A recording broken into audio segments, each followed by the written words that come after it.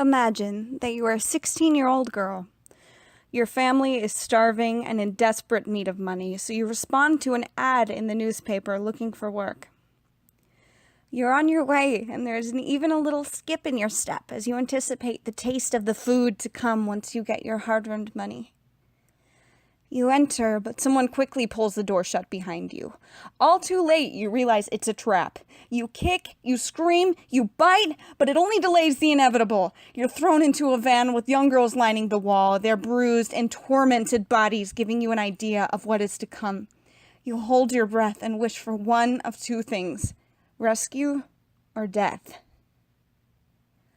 This scene is similar to the events that led Ryan into peril in the book Wither, written by Lauren DeStefano.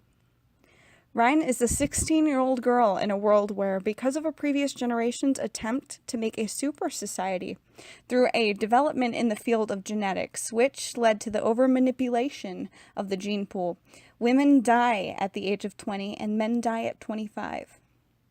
This causes a boom in the sex industry as wealthy landowners purchase multitudes of young women to bear their children in hopes of making heirs to carry on their name and to bequeath their riches to. Ryan becomes susceptible to traffickers when she is deceived by an ad in the newspaper for a laboratory offering money in exchange for bone marrow. And Ryan is quick to jump on the opportunity to provide for her and her brother in the struggling economy. And many sex trafficking stories start this way: a need and a deception.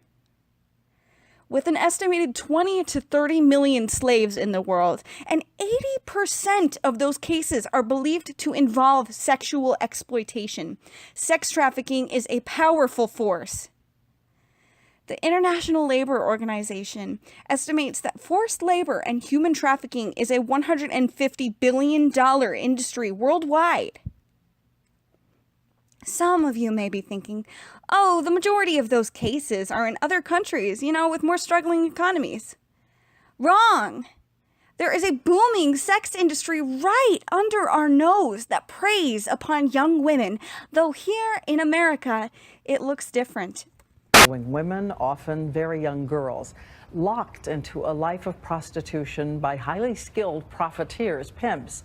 And you're going to hear Nick argue, when you look closely, these women are in fact not criminals, but hostages walking among us. FBI sting rescued 168 children from sex trafficking, arresting nearly 300 alleged pimps across the country.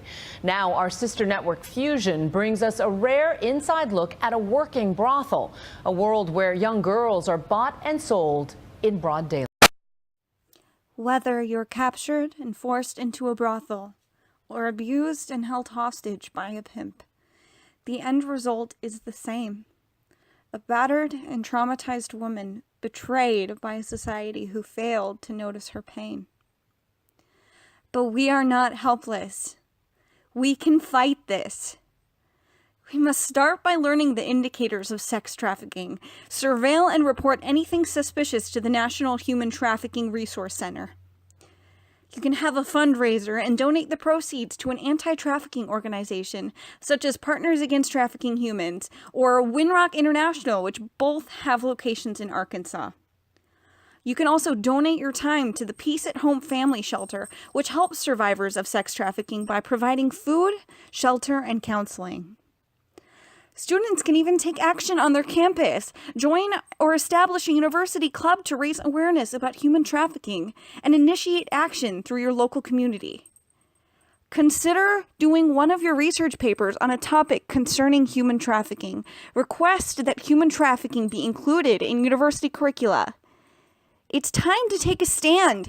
Join in the fight to end sex trafficking.